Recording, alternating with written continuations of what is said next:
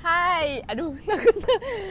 Sekarang aku lagi bersama dengan dua video jurnalis. Ini mantan kolega aku yang pernah sama-sama kerja sebagai video jurnalis dan aku reporternya gitu. Jadi kita pernah liputan bareng dan susah banget untuk ngobrol sama mereka, kayak sibuk banget, jatuh ngeri banget, udah kayak artis internasional tau nggak? Ini dia. Siapa tuh? Gue Bismo. Satu lagi. Dan saya Chandra.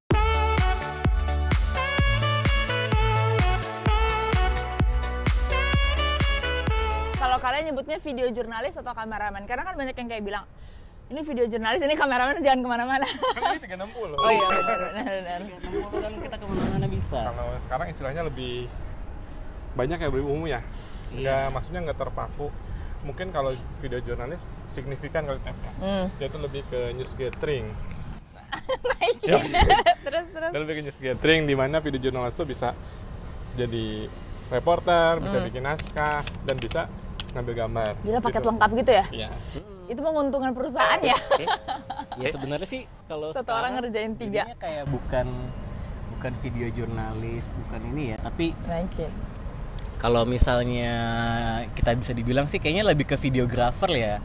Kalau sekarang. Karena kalau videographer tuh ibaratnya nggak cuma dari kamera doang, cakupannya luas, kita mesti ngerti lighting juga, kita mesti ngerti editing juga, grafis, segala macam apa yang mau kita masukin di gambar itu tuh masuk semua di dalam cakupan kerja kita. Itu bisa dibilang audiovisual yang kita garap. Iya.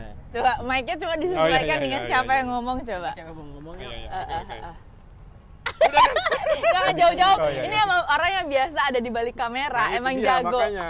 Jago Agak mengarahkan gemeter kita. nih. Enggak, gue soalnya senang ngerjain mereka karena biasanya gue di depan kamera selalu bilang, tap kurang ini, tap kurang ini, senyum dikit, kan susah kan di depan kamera. Tap kurang. Nah, itu dia sih. Tapi sekarang mau di depan di belakang sama aja sih kalau kita pakai Iya sih. kamera. Ini karena 360. Bisa di mana? Ini gue pusing sih. Ini pusing banget sih. Ini kamera tuh emang makin macem-macem sekarang ya. Wah, gila sih kalau misalnya diri kita nggak explore terhadap pertumbuhan kamera sih ketinggalan sih menurut gue sih. Iya. Terus kalian belajar kamera dari mana dong? Ini kayak pakai punya gue aja deh, Bang Chandra. Kalau nggak dia menjauhkan mic-nya. Nggak biasa soalnya, nggak terbiasa, nggak terus segini nih. Jangan sama 2 orang. Gue pegang aja, gue lepas nih demi Bang Chandra nih. Kalau nggak nih kayak kedetek nih. Belajar kamera dari mana ya? Sebenarnya belajar kamera itu dari, kalau dimulai tuh kayak dari SMP kayaknya. Awal-awalnya ya. Kok bisa SMP lo belajar kamera? Karena kan mungkin bokap gue waktu itu kan memang orang yang sangat dekat dengan kamera. Otomatis gue ngelihat kerjaan dia sebagai seorang kameramen. Jadi di situ gue mulai ada ketertarikan tuh untuk belajar turunan kamera. Ya? Iya. Ketertarikan, akhirnya ngulik sendiri. Terus habis itu mulai belajar. Tapi kalau bokap gue bukan tipe yang ngajarin sih. Jadi gue kayak ngelihat dia, gue lakuin sendiri. Nyuri kameranya? Nyuri kameranya dijual, terus gue narkoba. What? Salah. Sensor dulu ya Iya, narkobanya. narkobanya sensor dulu. Enggak, itu tidak patut ditiru. Bang Chan gimana? Bang Chan. Kalau gue dulu bisa dibilang ceblus step. Dulu tuh gue awal-awal daftar ke stasiun pertama TV swasta di Jakarta itu daftarnya video editor sama grafis. Karena basic gue DKV, desain gitu, bukan kameramen. Terus pas waktu tes, tiba-tiba si bos kamera person ini, kameramen, nunjuk ke gue, kayaknya lu cocok deh anak, jadi anak buah gue. Gue kaget kan, kenapa? Coba lu berdiri. Nah mungkin ngeliat postur gue yang gede, yang tinggi, dia tertarik. Bisa melawan segala cobaan lah ya. Kata dia, kalau skill bisa dibentuk, tapi kalau badan itu udah kodrat, kata dia. Itulah dari situ. Tunggu, gue mau nanya. Berarti kameramen tuh harus badannya gede gitu atau body shaming jadi. Maksudnya kameramen tuh berarti postur tubuhnya sangat penting gitu dibanding skill yang lain. Maksudnya kenapa dari lihat badan aja udah langsung mau direkrut? Yang kita bawa tuh berat banget alatnya gitu, dan kita harus bisa handheld berjam-jam itu. Mungkin dia ngeliat itu, terus ya kalau misalnya badan tinggi kita dapat narsum tinggi kan enak nih. Kalau misalnya kita dapat narsum lebih tinggi juga masih enak. Kalau misalnya badannya maaf gini ya agak gini kan jadi gini dangak gitu. Itu mungkin. Tapi kan maksud aku kayak yang tadinya nggak pernah megang kamera terus tiba jadi kamera, emang semudah itu untuk belajar kamera? Sebenarnya kalau kamera itu hal yang bisa banget. Jadi lapangan kerja kita adalah lapangan kerja yang terbuka lah ya, bukan yang spesifik kayak dokter, yang harus ini profesi yang terbuka banget. Jadi otodidak lah ya. Iya, siapapun yang pengen belajar kamera, siapapun yang ingin memulai kamera tuh kayak nggak ada kata terlambat untuk iya nggak sih, kayak nggak ada terlambat ya, bijak apalagi sekarang benar, gitu benar. Karena lo bisa belajar dari internet juga ya. Karena di YouTube juga banyak sebenarnya udah banyak banget. Dan kalau tapi yang nggak bisa dipelajarin sebenarnya dari YouTube, mungkin teknik kamera itu tuh bisa ya dipelajarin dari YouTube tapi real di lapangannya. Nah, itu. Nah, kalau Mang Chan sendiri berapa lama? Waktu itu kan dari nol berarti. Tiba-tiba udah bisa jadi paling enggak bisa dibilang aman untuk megang kamera berapa lama? Bisa dibilang nggak nol banget ya. Karena gitu. Fotografis dulu suka motret ya. Jadi basic ISO, shutter sama diafragma itu di under 3 itu. Karena basic dari kamera itu kan. Nah, setidaknya pas begitu masuk ke videografi ya tinggal dikembangin aja sih. Gitu. Itu videografer. Nah, kalau pengalaman kalian sebagai video jurnalis, berarti kalau VJ itu kan atau dulu tuh campers lah ya, kalau lagi nggak jalan. VJ itu berarti sendiri kan? VJ itu sendiri. Lagi jalan sendiri. Kalau lagi nggak VJ artinya lagi ada reporter, berarti sebagai campers. Itu jalan sama reporter tuh liputan. Iya, betul. Itu berapa lama tuh? Bisma berapa lama? Kalau apa liputan? Jadi campers atau VJ? Sekitar 5 tahun kali ya. 5 tahun liputannya. Mang Chan? Di VJ di Kompas kira 5 tahun. Oh, 5 tahun. Di Terus PTV setahun ya? Iya. Berarti mana 6 tahun. 6 tahun. Mana? 5 tahun. Gua 4 tahun.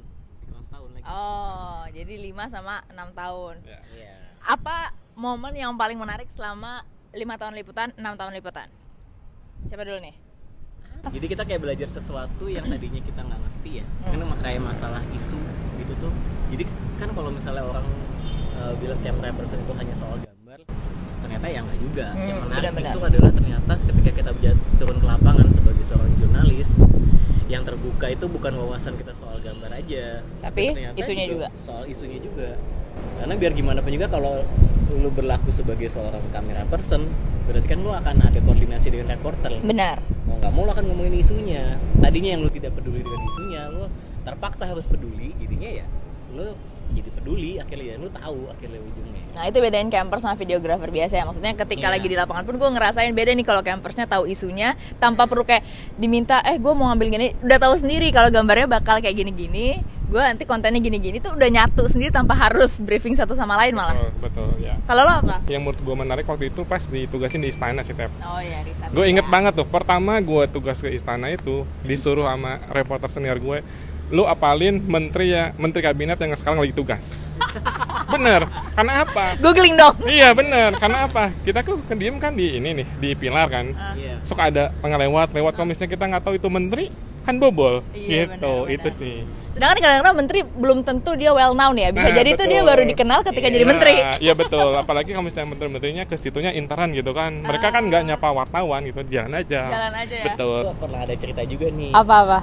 Waktu itu gue pernah liputan banjir di suatu, itu kayak di daerah Tangerang ya kalau misalnya. Waktu itu gue liputan banjir. Habis itu sewaktu itu banjirnya udah surut ceritanya. Jadi warga lagi melakukan pembersihan setelah banjir, pasca banjir.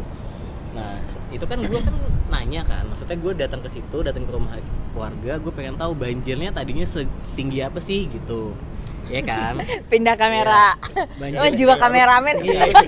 Banjirnya setinggi apa sih? Gue bilang enggak. Terus kata dia, pendek mas, paling cuma setinggi helm. Itu jawaban yang aneh kan? Setinggi helm tuh gimana? Biasanya helm. Selutut orang dewasa. Selutut orang dewasa setinggi helm. Terus dia bilang, gue bilang setinggi helm tuh setinggi apa? Gue bilang kan. Helmnya dipegang nggak? Iya, helmnya di mana? Helm. Benar juga. Posisi helm tertinggi adalah di atas kepala. Benar. Dipakai kepala. Terus bilang, oh berarti nggak terlalu tinggi ya pak, setinggi kepala. Oh enggak mas, kata dia. Itu helmnya. Kayak dia menunjuk di atas genteng tuh, ternyata itu helm udah berada di atas genteng. Kenapa dia nggak bilang setinggi genteng gitu Iya ya? benar. Lebih simpel. Kalau misalnya lagi terutama ya bencana, liputan bencana segala macem, partner ya yang paling kerasa banget. Kalau asik enggak ngerasa nggak sih? Nah, kalian punya nggak pengalaman misalnya dapat partner liputan yaitu reporter yang paling rese